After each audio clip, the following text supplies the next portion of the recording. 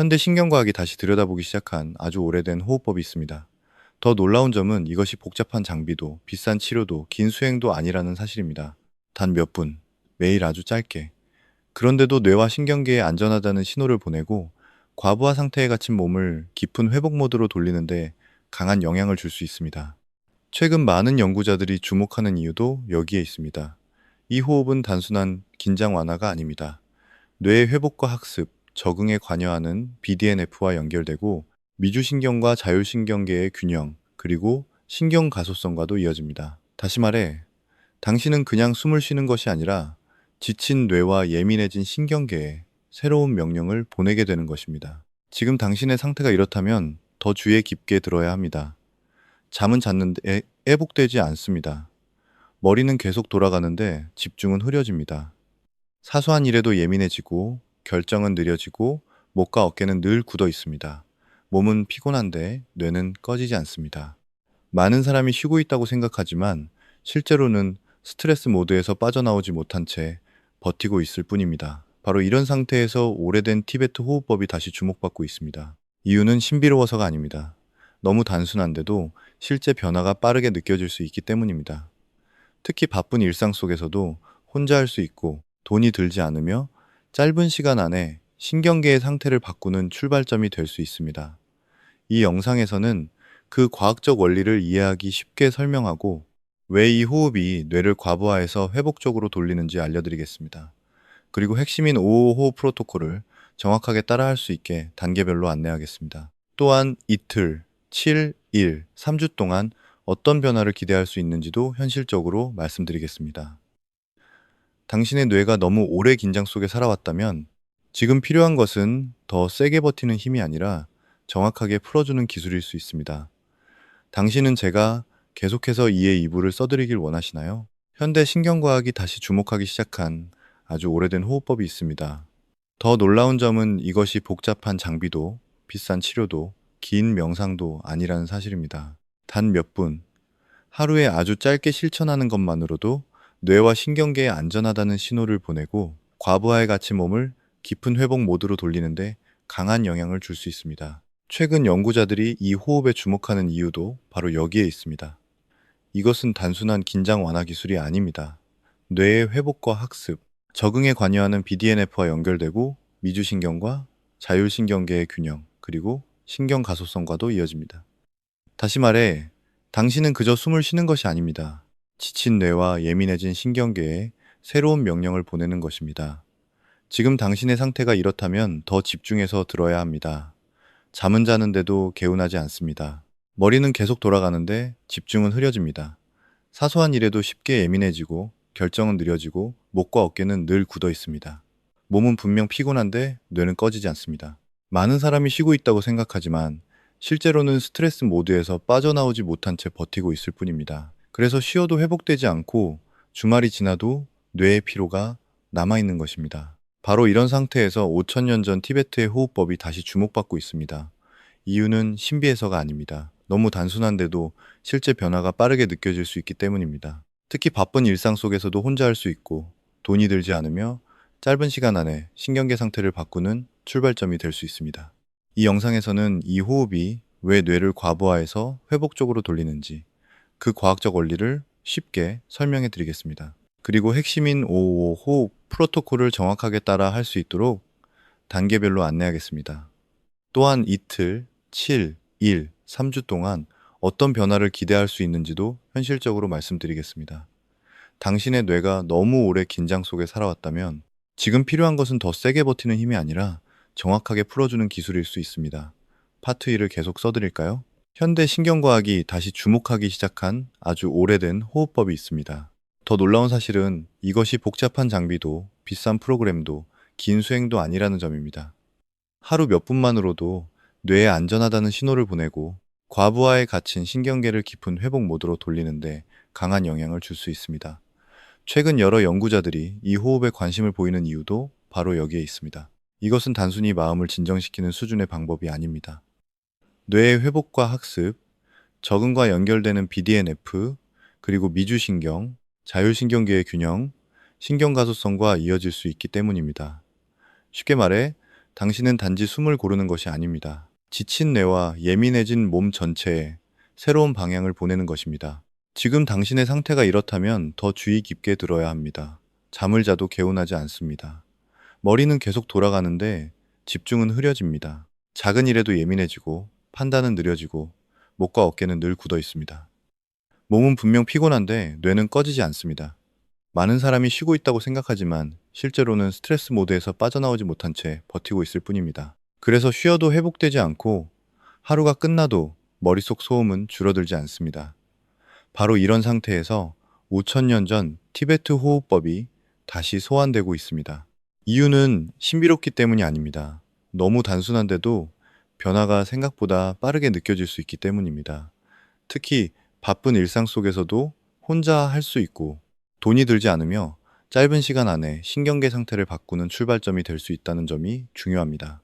이 영상에서는 이 호흡이 왜 뇌를 과부하 상태에서 회복적으로 돌리는지 그 과학적 배경을 쉽게 설명해 드리겠습니다. 그리고 핵심인 5 호흡 프로토콜을 정확하게 따라할 수 있도록 구체적으로 안내하겠습니다. 또한 이틀, 7일, 3주 동안 어떤 변화가 나타날 수 있는지도 현실적으로 말씀드리겠습니다. 당신의 뇌가 너무 오랫동안 긴장 속에 살아왔다면 지금 필요한 것은 더 강하게 버티는 힘이 아니라 정확하게 풀어주는 기술일 수 있습니다. 파트 1을 계속 써드릴까요? 이제 실제로 따라할 수 있는 5 호흡법을 안내하겠습니다. 이 방법은 신비한 의식이 아닙니다. 몸의 구조와 신경계의 반응을 이용하는 아주 단순한 호흡 훈련입니다. 중요한 것은 세게 하는 것이 아니라 정확하게 하는 것입니다. 더 많이 하려고 힘을 주는 순간 몸은 다시 긴장 모드로 돌아갈 수 있습니다. 먼저 자세를 잡습니다. 의자에 앉아도 되고 바닥에 앉아도 됩니다. 중요한 것은 척추를 길게 세우는 것입니다. 허리를 억지로 꺾지 말고 머리 꼭대기가 천천히 위로 당겨지는 느낌으로 앉습니다. 어깨는 아래로 내려놓고 가슴은 살짝 열어둡니다. 손은 무릎 위에 자연스럽게 올립니다. 손바닥은 위를 향하게 해도 좋고 편안하다면 아래를 향하게 해도 됩니다. 턱은 살짝 당기고 얼굴에 힘을 뺍니다. 이제 첫 번째 단계입니다. 코로 5초 동안 들이마십니다. 입은 부드럽게 닫습니다. 혀끝은 앞니, 바로 뒤쪽 입천장에 가볍게 닿게둡니다. 이때 숨을 급하게 빨아들이지 마십시오. 마치 조용히 컵에 물을 채우듯이 천천히 들이마십니다. 먼저 아랫배가 부드럽게 넓어지고 그 다음 갈비뼈가 옆으로 열리고 마지막으로 윗가슴이 살짝 올라오는 순서가 좋습니다. 주의할 점은 가슴만 들썩이며 숨을 들이마시지 않는 것입니다. 그렇게 하면 목과 어깨가 더 긴장할 수 있습니다. 두 번째 단계입니다.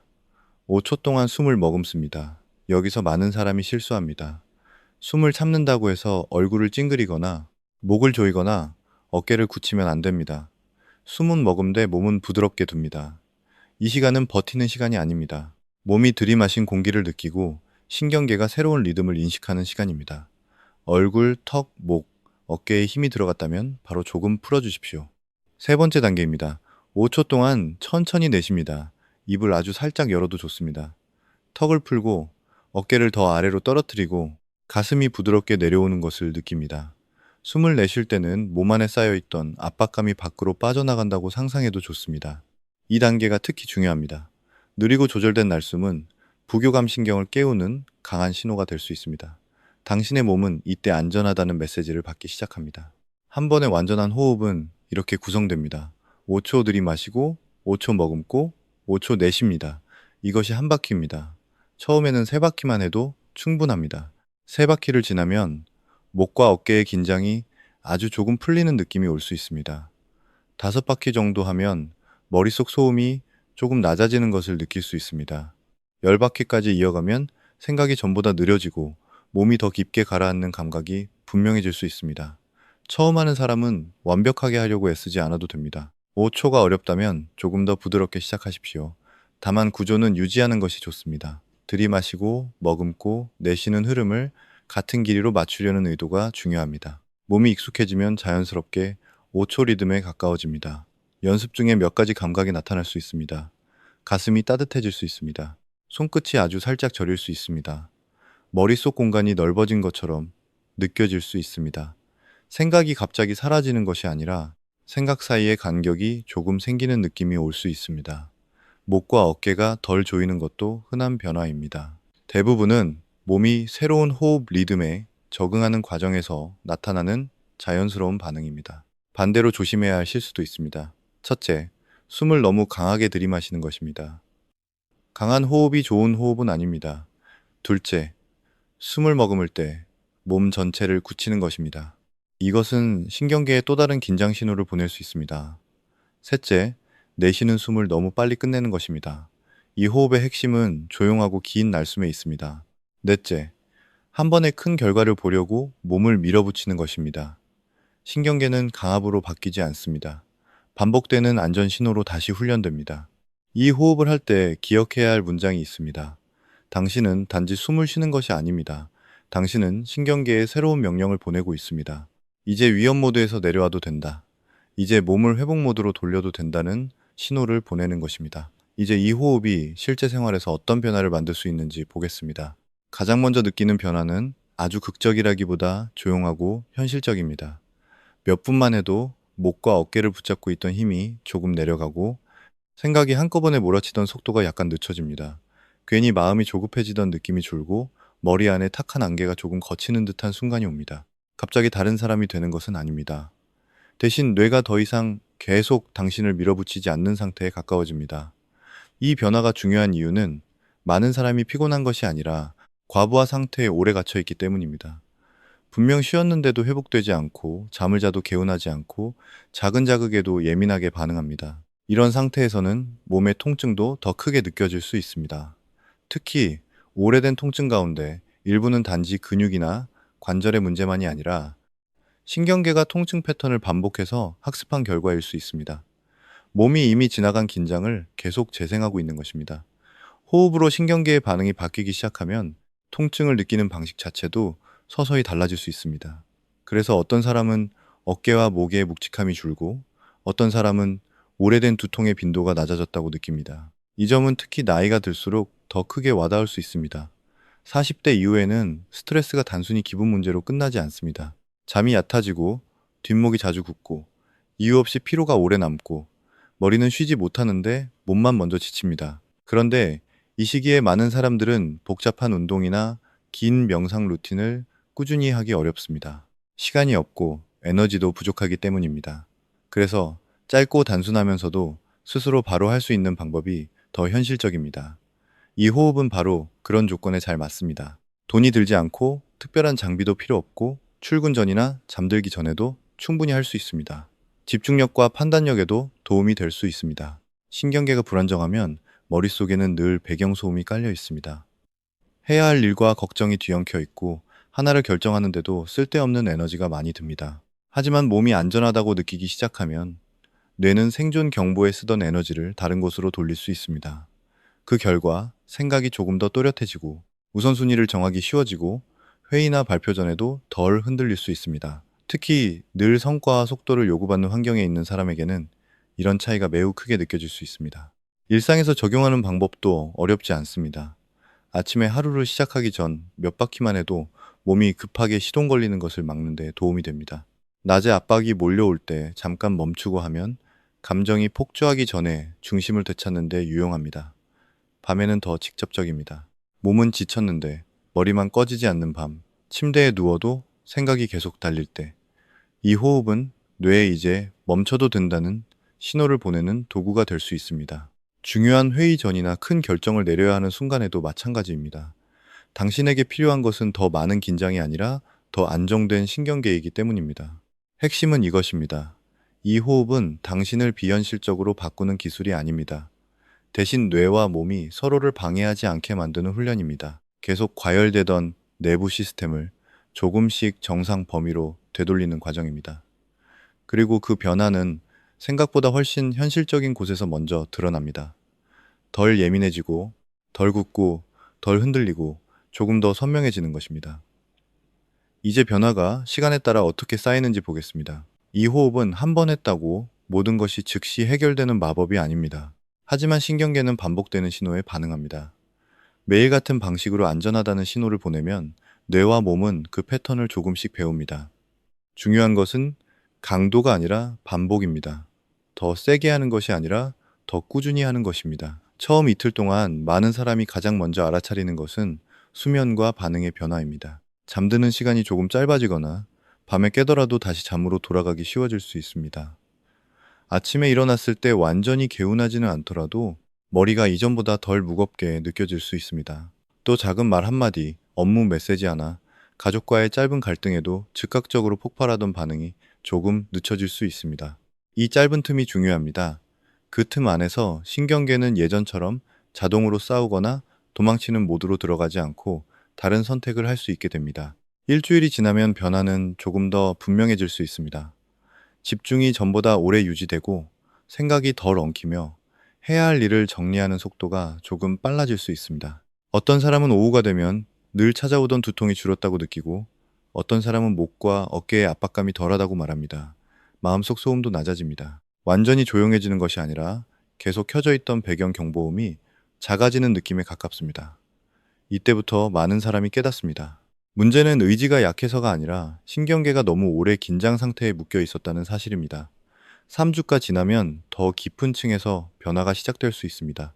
뇌는 반복된 경험을 바탕으로 새로운 기본값을 만듭니다. 매일 아침과 밤에 호흡을 통해 회복 신호를 보내면 신경계는 서서히 그 상태를 익숙한 상태로 받아들이기 시작합니다. 스트레스가 사라지는 것이 아닙니다. 하지만 스트레스가 왔을 때 몸이 반응하는 방식이 달라집니다. 예전에는 곧바로 심장이 빨라지고 턱이 굳고 어깨가 올라가고 생각이 꼬리를 물었다면 이제는 그 반응이 조금 덜 강하고 조금 더 빨리 가라앉을 수 있습니다. 이것이 바로 신경 패턴이 바뀌는 과정입니다. 예를 들어 오랫동안 스트레스성 두통을 겪던 사람이 있다고 해보겠습니다. 그는 하루 종일 화면을 보고 회의와 메시지에 쫓기며 밤에도 머릿속으로 내일 일을 반복합니다. 처음 며칠은 단지 잠들기 전 몸이 조금 가라앉는 정도만 느낄 수 있습니다. 하지만 일주일쯤 지나면 오후의 두통이 예전보다 덜 자주 올라오고 올라오더라도 강도가 약해졌다고 느낄 수 있습니다. 통증이 완전히 사라졌다는 뜻이 아닙니다. 뇌가 통증과 긴장을 해석하는 방식이 조금씩 달라지고 있다는 뜻입니다. 또 다른 사람은 오래된 어깨 통증을 가지고 있을 수 있습니다. 과거의 부상은 이미 지나갔지만 몸은 여전히 그 부위를 보호하려고 계속 힘을 줍니다. 그는 자신도 모르게 어깨를 올리고 숨을 얕게 쉬고 하루가 끝날 때마다 같은 부위가 무겁다고 느낍니다. 이 호흡을 2주 동안 반복하면 어깨 자체보다 먼저 호흡과 긴장 패턴이 바뀌기 시작합니다. 숨을 내쉴 때마다 가슴과 목 주변의 방어가 조금 풀리고 그 결과 어깨 통증도 덜 날카롭게 느껴질 수 있습니다. 물론 이 방법을 과장해서는 안 됩니다. 심각한 질환이나 지속적인 통증, 호흡기 문제, 신경학적 증상이 있다면 전문가의 진료와 조언이 필요합니다. 이 호흡은 의학적 치료를 대신하는 것이 아닙니다. 하지만 많은 사람에게는 회복 과정에서 빠져있던 중요한 조각이 될 수 있습니다. 몸을 고치려 애쓰면서도 신경계에는 계속 위험 신호만 보내고 있었다면 회복은 느릴 수밖에 없습니다. 이 호흡은 그 흐름을 바꾸는 가장 단순한 시작점입니다. 결국 이틀은 가능성을 보여주고 일주일은 차이를 느끼게 하며 3주는 새로운 기준을 만들기 시작합니다. 오늘 밤 바로 해볼 수 있습니다. 복잡하게 생각하지 않아도 됩니다. 조용히 앉아 숨을 들이쉬고 머물고 내쉬는 것부터 시작하면 됩니다. 변화는 대개 큰 결심보다 작은 반복에서 더 오래 갑니다. 이제 핵심은 분명합니다. 이것은 단순한 호흡 요령이 아닙니다. 아주 오래된 방식이 현대 신경과학의 언어로 다시 해석되고 있는 것입니다. 티베트의 수행자들은 뇌 유래신경 영양인자, 미주신경, 자율신경계 같은 단어를 쓰지 않았을지 모릅니다. 하지만 그들은 경험적으로 알고 있었습니다. 호흡이 바뀌면 의식이 바뀌고 신경계가 바뀌고 몸이 세상을 받아들이는 방식도 달라질 수 있다는 사실입니다. 가장 중요한 메시지는 이것입니다. 당신의 뇌는 고정된 기계가 아닙니다. 신경계도 평생 같은 방식으로만 반응하도록 정해져 있지 않습니다. 반복되는 스트레스가 뇌를 과부하, 모두에 익숙하게 만들었다면 반복되는 회복 신호는 그 방향을 다시 조정할 수 있습니다. 그리고 그 회복 신호를 보내는 가장 가까운 도구가 바로 당신의 호흡입니다. 돈이 들지 않고 장소가 필요하지 않고 특별한 장비도 필요 없습니다. 하지만 대부분의 사람은 이 도구를 제대로 쓰지 못한 채 하루를 버팁니다. 오늘부터 딱 7일만 실험해 보십시오. 5초 동안 코로 들이쉬고 5초 동안 편안하게 머물고 5초 동안 천천히 내쉽니다. 이것을 아침에 한 번, 잠들기 전에 한 번 반복하십시오. 더 강하게 하려고 하지 말고 더 꾸준히 하십시오. 몸이 보내는 작은 변화를 관찰하십시오. 잠이 조금 깊어지는지, 목과 어깨가 덜 굳는지, 머릿속 소음이 낮아지는지, 작은 자극에 덜 흔들리는지 직접 확인하십시오. 그냥 듣고 지나가지 마십시오. 논쟁하기 전에 몸으로 검증해 보십시오. 7일 뒤 어느 날부터 차이를 느꼈는지 댓글로 남겨주십시오.